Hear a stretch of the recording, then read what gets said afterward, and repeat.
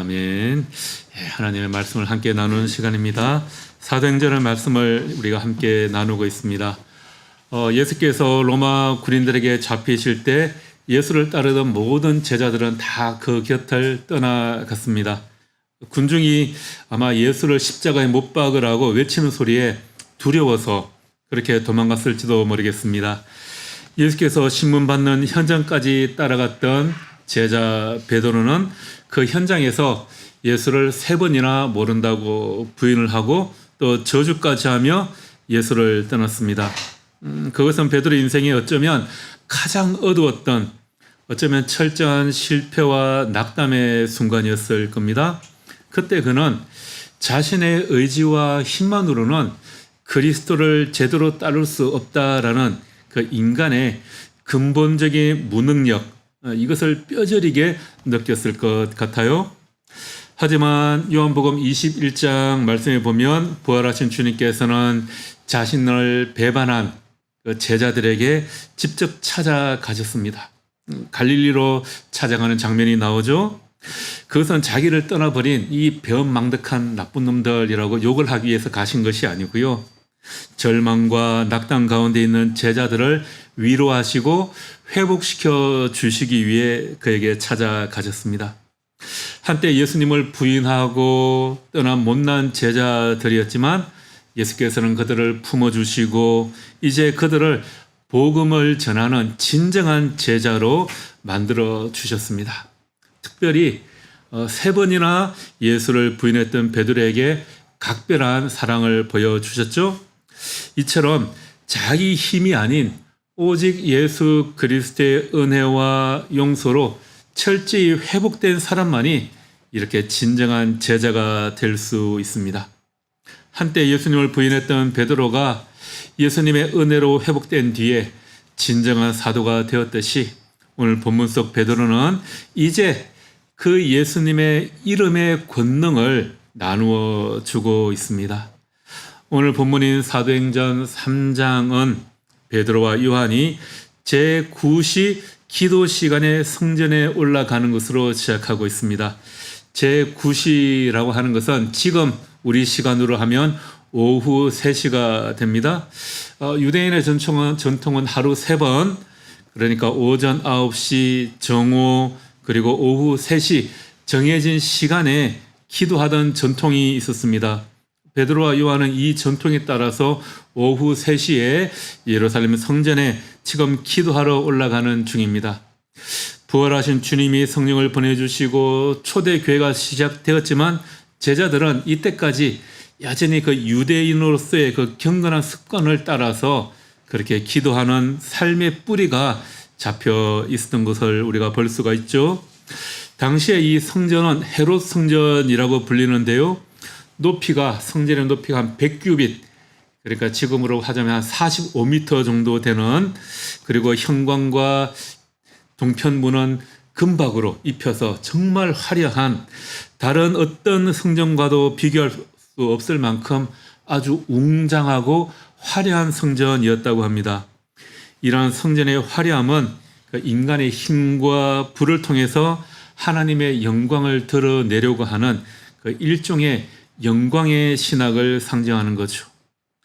오후 기도 시간에 맞춰 예루살렘 성전으로 들어가던 베드로와 요한은 성전 동쪽에 나 있는 미문 앞에서 구걸하는 사람을 만나게 됩니다. 이 미문이라는 것은 아름다운 문이라는 뜻이죠.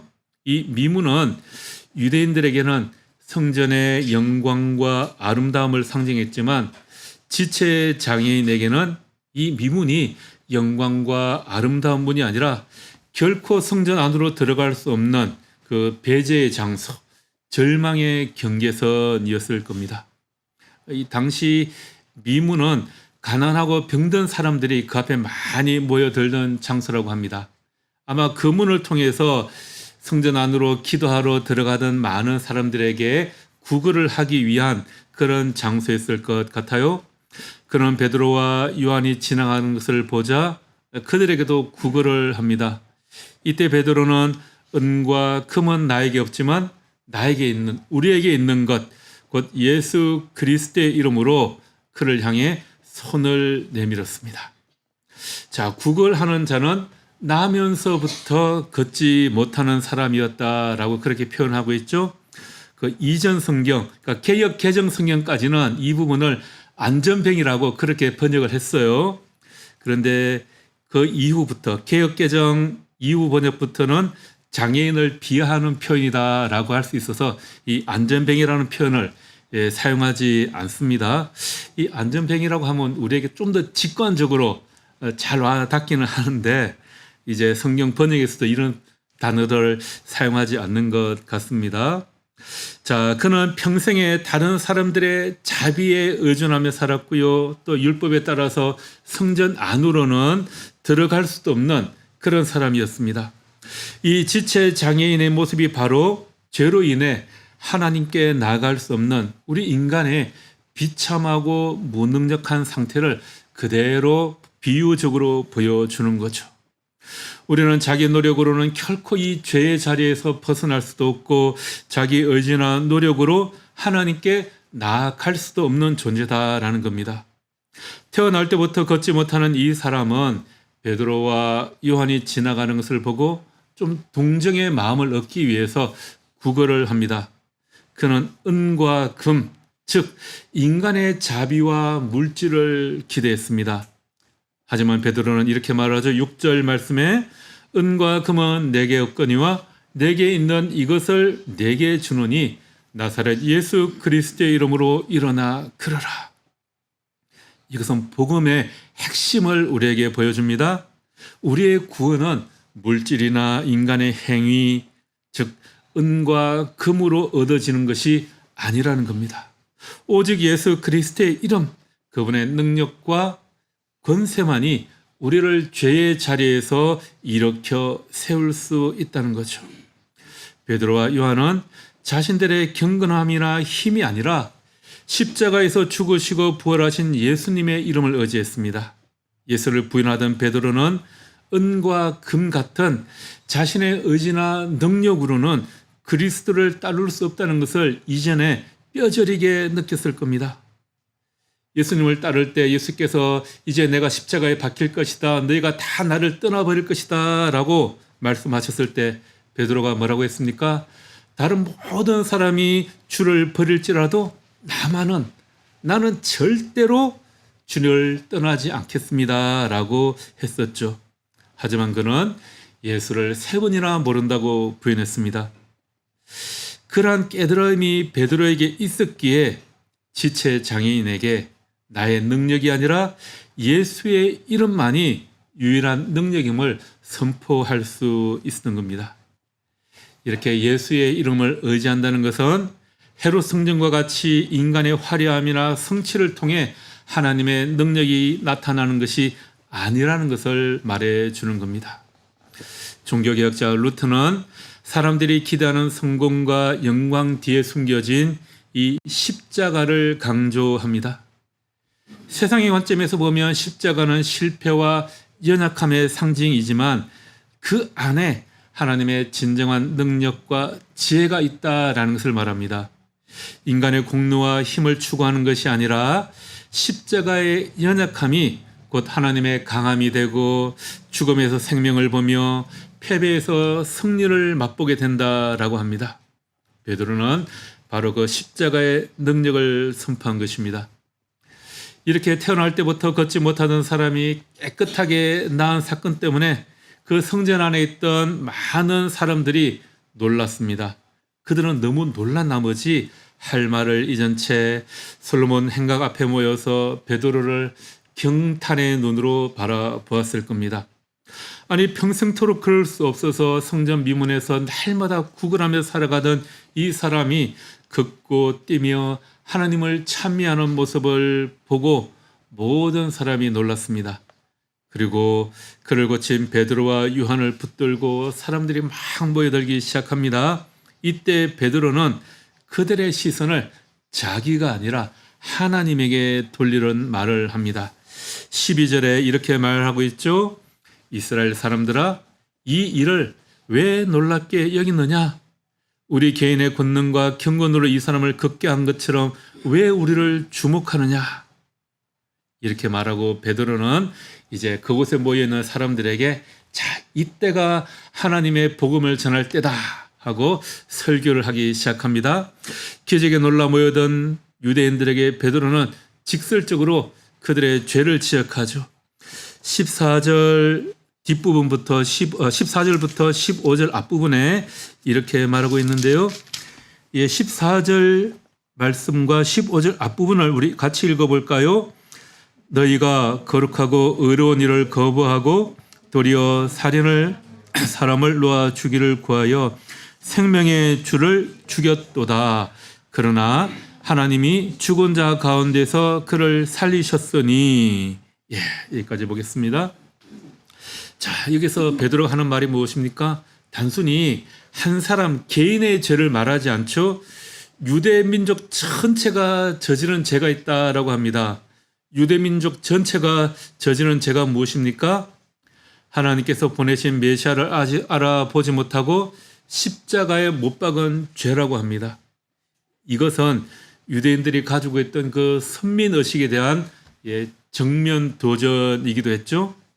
그들은 자신들이 율법에 충실하고 있기 때문에 자기들만 구원을 받는다라고 그렇게 생각하고 있었습니다. 그런데 베드로는 그들이 가장 중요한 생명의 주를 거부하는 죄를 범했다라고 그렇게 그들의 죄를 지적하죠. 유대인들은 자기들만이 하나님을 잘 따르고 있다라고 생각했습니다. 그리고 예수를 죽이는 것이 당연하다고 여겼죠. 왜냐하면 그들의 생각으로는 예수가 신성 모독을 하는 죄를 가지고 있었기 때문입니다. 그랬는데 베드로는 이것이 죄라고 그들에게 지적하고 있는 겁니다. 베드로의 이 설교는 오늘 우리에게도 통일하게 적용이 됩니다. 우리는 종종 우리의 죄를 너무나도 가볍게 여기거나 이건 죄가 아니야 라고 외면을 할 때가 많이 있죠. 하지만 인간은 하나님 앞에서 철저히 이 자신의 죄인됨을 인식해야만 하나님의 은혜를 받을 수가 있습니다. 베드로는 이러한 죄를 지적하며 유대인들에게 그리고 오늘 우리에게도 이렇게 말씀하고 있습니다. 19절 말씀입니다. 19절 말씀 우리 함께 읽어볼까요? 그러므로 너희가 회개하고 돌이켜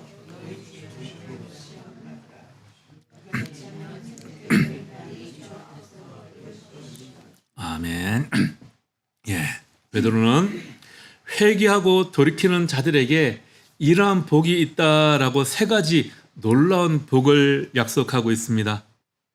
이 약속은 단순히 우리의 영적인 구원, 영적 회복뿐만이 아니라 육체적으로 치유받은 지체장애인의 삶을 통해서 실제적이고 구체적인 희망을 보여줍니다. 자, 제일 처음 우리가 회개하면 어떤 복을 받게 될까요? 19절 뒷부분에 회개하고 돌이켜 너희 죄 없이 함을 받으라. 너희 죄 없이 함을 받으라 라고 말합니다. 생명의 근원이 되시는 주님을 죽인 그들의 죄까지도 용서받는다라는 거죠. 여기에 사용된 이 헬라어 원어 엑셀레이포라는 단어는요, 그 죄 없이 함을 받는다라고 할 때 엑셀레이포는 씻어내리다, 치우다, 말살하다라는 뜻이 있습니다. 그래서 세번역 성경에는 죄 씻음을 받으십시오 이렇게 번역하고 있어요. 이 단어가 어떨 때 사용되느냐 하면 여러분 고대에는 글씨를 쓸 때 종이가 없으니까 어디에 사용했죠? 고대 이집트에서 많이 사용하던 것, 종이 대신에 파피루스. 파피루스에 글을 썼는데 그때는 잉크가 그다지 좋지 않았을 거 아니에요. 그래서 파피루스에 잉크를 쓰면 잉크가 파피루스에 제대로 스며들지 않아가지고 그 젖은 흙으로, 젖은 천으로 글씨를 닦으면 글씨가 깨끗하게 그냥 씻겨 나간다라는 겁니다. 그래서 그렇게 젖은 글씨를 닦아낼 때 사용되는 그 단어가 바로 엑살레이포였다고 합니다.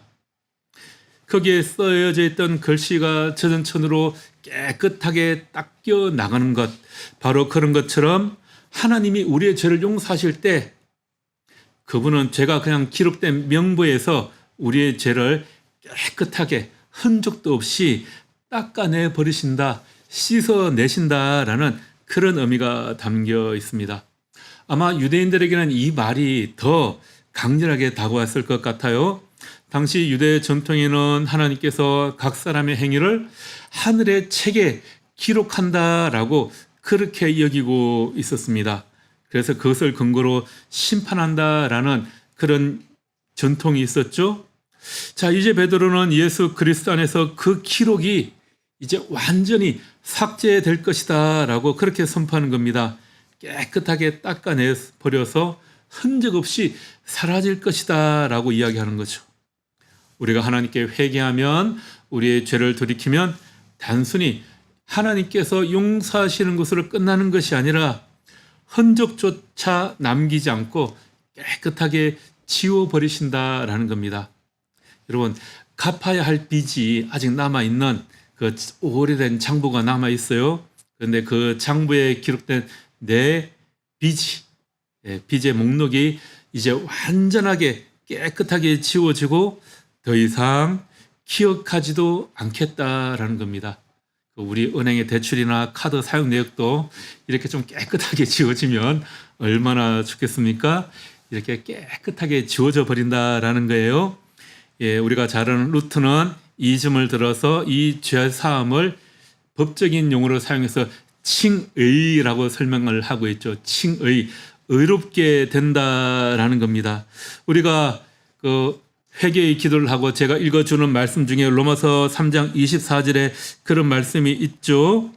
그리스도 예수 안에 있는 성령으로 말미암아 하나님의 은혜로 값없이 의롭다 하심을 얻은 자 되었다. 우리가 값없이 의롭게 되었다라는 겁니다. 칭의라는 거죠. 하나님이 우리를 의롭다 선언하시면 그 선언 앞에서는 더 이상 이제 우리 죄의 흔적조차 남아있지 않는다라는 겁니다. 따라서 이 죄 사함이라는 것은 우리 죄의 흔적이 남아있는데 그냥 하나님이 모르는 채 하고 눈 감아 주시는 것이 아니라 완전히 새로운 정체성이 되었다라는 겁니다. 과거의 기록이 완전히 사라져버리고 하나님 앞에서 새로운 피조물로 살아가는 은혜가 바로 이렇게 죄 없이 함을 받는 것입니다.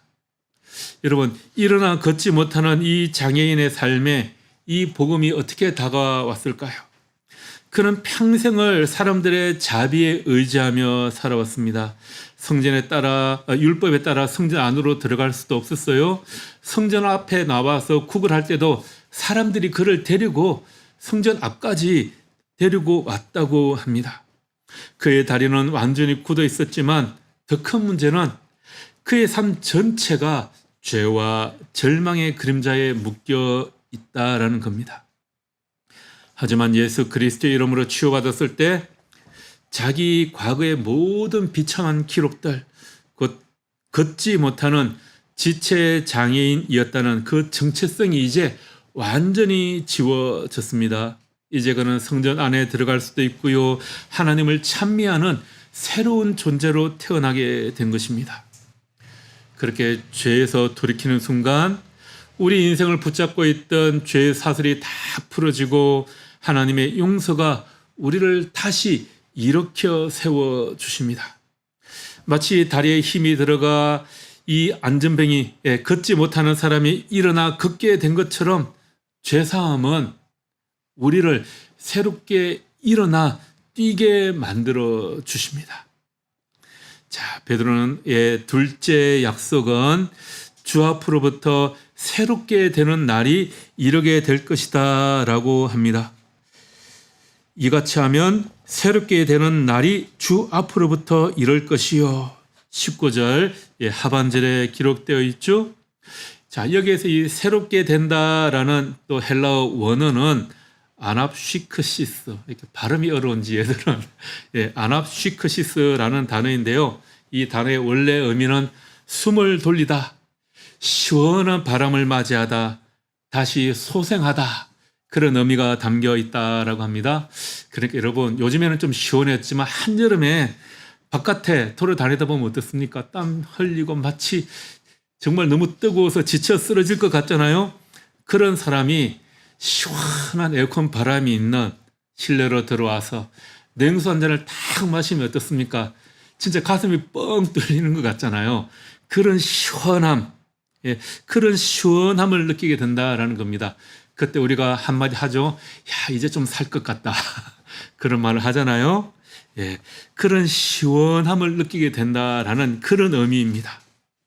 베드로는 죄사함을 받은 자들에게 하나님께서 이러한 신선한 호흡과 같은 새 힘, 회복의 바람을 불어넣어 주신다. 그렇게 선포합니다. 그러니까 이 표현은 뭐 시간이 지나면서 찾아오는 좋은 시절 그런 것을 의미하는 것이 아니고요. 새로운 공기, 뭐라고 표현해야 될까요? 리프레시 된다. 그런 표현이 좀 맞을 것 같기는 해요. 그렇게 우리가 새롭게 된다라는 거죠. 시원한 공기를 맞아들이게 된다라는 겁니다. 우리가 율법 아래에 있을 때는 그 죄의 무게에 억눌려서 막 숨이 헐떡거리는데 복음이라는 이 은혜 안에서 우리가 정말 자유롭게 숨을 쉬게 된다라는 겁니다. 그리스도 안에서 죄사함을 얻은 자에게 성령께서 이 내적인 평안과 위로를 주신다는 겁니다. 죄의 짐을 벗은 자는 단순히 법적 선언으로 끝나는 것이 아니라 우리 영혼 깊은 곳에서 하나님께서 주시는 새로운 호흡을 경험하게 된다라는 거죠. 베드로는 백성들에게 예수 그리스도를 못 박아 죽이던 그 무지한 죄악의 길에서 회개하고 돌이켜서 죄사함을 받으라 그렇게 말합니다. 길이요 진리요 생명이신 예수 그리스도에게로 방향을 돌이키라는 것이죠. 그렇게 하면 하나님으로부터 새롭게 되는 날, 좀 편안하게 쉬는 날, 새로운 기운을 얻을 때가 우리에게 이를 것이다 말씀하십니다. 여러분들의 하루하루는 그렇게 좀 유쾌하고 신선하고 편안하고 새 기운을 얻는 그런 날이 되고 계십니까? 우리가 예수 그리스도를 멀리하고 있던 삶에서 그분을 향해 우리의 삶의 방향을 돌이킬 때 하나님으로부터 새롭게 되는 날이 우리에게 이럴 것이다 말씀하십니다. 하나님이 우리에게 주시는 은혜를 경험할 때 우리의 영혼은 이렇게 날마다 매일매일 새롭게 소생하고 새로운 힘을 얻게 될 것입니다. 성전 미문에서 구걸하던 사람은 평생 일어나 걷지를 못했습니다. 은과 금을 구했으나 그것이 아무리 많은 은과 금이 있다고 하더라도 그의 몸이나 영혼을 새롭게 해주지 못했을 것입니다. 그러나 예수 그리스도의 이름으로 일어나 걷게 되었을 때 그의 인생은 예수를 만나고 새롭게 되는 날을 맞이하게 되었습니다. 새 기운을 얻은 것이죠. 단순히 육체의 회복을 넘어서 그의 영혼이 새로워졌습니다. 새 기운을 얻었습니다. 평생 좌절과 절망 가운데 있던 그의 눈물을 닦아주시는 하나님의 손길을 경험했을 것입니다. 평생 마비되고 죽어있던 그의 다리는 예수 그리스도의 이름으로 새로운 기운과 생명을 얻었습니다. 그의 영혼이 하나님을 향해 소생한 것처럼 그의 육체도 그 자리에서 벌떡 일어나 걷고 뛰며 하나님을 찬양했습니다. 그의 인생은 예수님을 만나고 새롭게 되는 날이 된 것입니다. 그의 다리가 새 기운을 얻었습니다. 바로 이것이 회개하고 돌이킨 자에게 주어주시는 하나님의 회복의 기운입니다. 우리도 하나님을 만나고 하나님 때문에 새로운 기운을 얻게 되면 우리의 육체도 걷고 뛰며 하나님을 찬양하게 될 줄 믿습니다. 베드로는 마지막으로 주께서 너희를 위하여 예정하신 그리스도 곧 예수를 보내실 것이다 말씀합니다. 20절에 그렇게 말씀하고 있죠. 자, 여기에서 너희를 위하여 예정하신이라는 이 표현은 구원의 계획이 인간 선택 이전에 이미 하나님의 주권적인 주권적인 뜻 가운데 있다라는 것을 우리에게 이야기해 줍니다. 그러니까 구원의 주체가 우리가 아니라 하나님이시다라는 거죠. 하나님이 이미 우리를 위해 예수 그리스도를 구원자로 예배해 주셨습니다. 이것을 깔뱅은 깔뱅의 예정론이라고 하죠. 여러분, 예정론이라는 말은 많이 들어보셨죠? 예정론은 하나님의 주권을 드러내는 말입니다. 구원의 시작은 전적으로 하나님에게서 시작된다라는 것이죠. 우리가 구원받은 것은 우리의 공로나 의지 때문이 아니라 하나님이 미리 예비하시고 부르신 은혜 때문이다라는 겁니다. 그런데 이 예정론이라고 하면 운명론하고 좀 혼돈하는 경우가 많이 있어요. 예정론을 이미 다 정해져 있으니까 뭐 인간은 아무 상관없는 거다, 이런 운명론으로 오해하는 경우가 많습니다. 그런데 칼뱅은 그렇게 말하지 않았고요. 성경도 그렇게 우리에게 말하지 않습니다. 예정론의 참된 의미는 누구는 구원받고 누구는 구원받지 못한다고 정해져 있다, 이것을 말하는 게 아니에요. 구원받은 우리가 전적으로 하나님의 은혜에 빚진 존재라는 사실을 기억하는 데 있는 겁니다. 하나님께서 사랑으로 우리를 구원하시기 위해 미리 다 계획하고 계셨다라는 그런 뜻입니다. 깔뱅이 강조한 이 예정론의 핵심은 이런 거예요. 좀 간단하게 요약하면 모든 사람은 죄 가운데 멸망할 수밖에 없는 그런 상태에 놓여 있었죠. 우리 스스로가 하나님 앞에 나갈 수 없는 존재라는 겁니다. 지체 장애인이 스스로의 힘으로 일어나지 못하는 그런 상태에 놓여 있는 것과 똑같다라는 거죠. 그런데 하나님께서 오직 은혜로 우리를 구원하시기로 작정하셨습니다.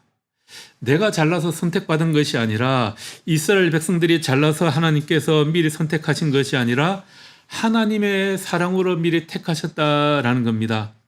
지체 장애인이 예수 그리스도의 이름으로 일어나 걷게 된 것과 같이 우리가 회개하면 예수 그리스도께서 우리를 일으켜 세워주신다라는 겁니다. 그러므로 우리의 구원은 절대 흔들리지 않게 됩니다. 하나님께서 미리 선택하시고 길을 준비해 두셨으니까 우리의 구원을 흔들리지 않게 해주신다는 그런 확신을 가지고 우리가 살아가는 겁니다. 이것을 성도의 견인이라고 이야기하죠. 하나님께서 우리의 삶의 길을, 믿음의 길을 이끌어 주신다라는 그런 성도의 견인이라고 하는 것입니다. 일어나 걷지 못하는 장애인의 몸은 죄로 인해 망가지고 불완전해진 이 세상의 축소판을 보여주는 것 같습니다. 우리의 모습을 보여주는 것과 똑같죠. 그는 자신의 힘으로는 평생 일어나 설 수 없는, 평생 앉아 있을 수밖에 없었고 고통과 좌절 속에 갇혀 있었습니다. 그의 힘으로는 아무것도 할 수 있는 게 없었죠. 그러나 예수 그리스도의 이름으로 그의 몸이 온전히 회복된 것은 마치 에덴 동산과 같이 죄와 고통이 없는 원래의 그 완전한 상태로 돌아가는 만물의 회복을 보여주는 것과 같습니다. 일어나 걷지 못하는 장애인의 기적에서 시작된 이 이야기는 우리에게 한 가지 중요한 진리를 가르쳐 줍니다. 오늘 설교 제목처럼 하나님은 우리를 이 근본적인 무능력에서 시작해서 우리 자신과 또 온 세상 만물을 새롭게 되는 날로 이끌어 가신다라는 겁니다.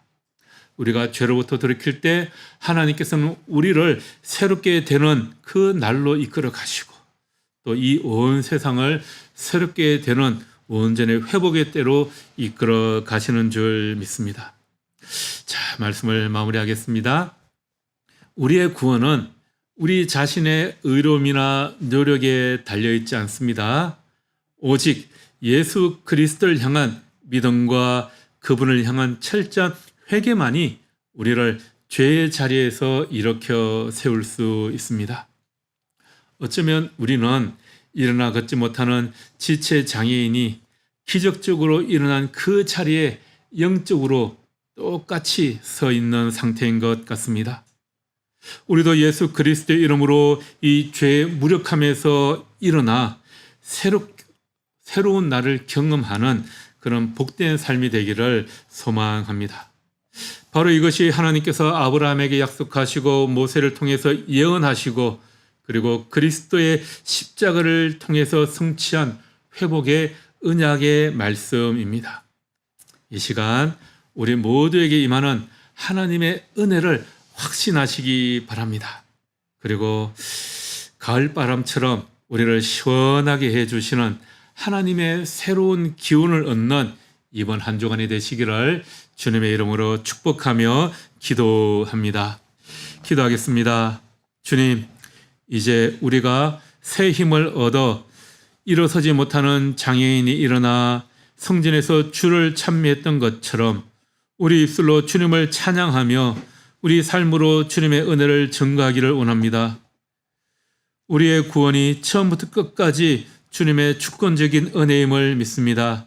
우리의 삶에 새로운 날을 주시고 편안함과 또 새로운 기운을 누리는 은혜의 날들이 되게 하여 주시옵소서. 예수님 이름으로 기도합니다. 아멘.